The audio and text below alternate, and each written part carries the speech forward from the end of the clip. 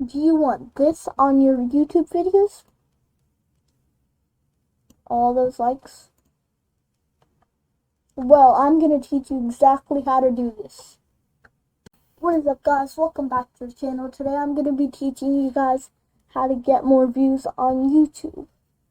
So what you want to do first is go to youtube.com. Alright, and now we're on YouTube.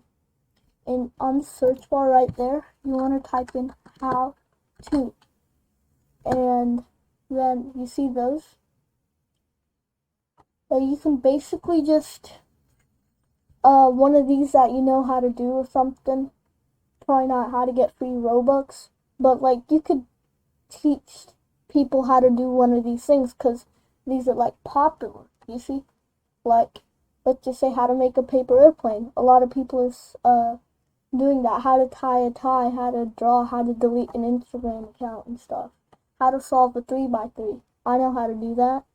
So yeah, you can do any of these things, and you can keep typing in letters in front of them to get different ones. See? And yeah, that's basically how you get a video to go viral, because a lot of people are searching that. And yeah, that's pretty much it. It's pretty simple, but hey, it's a really good method.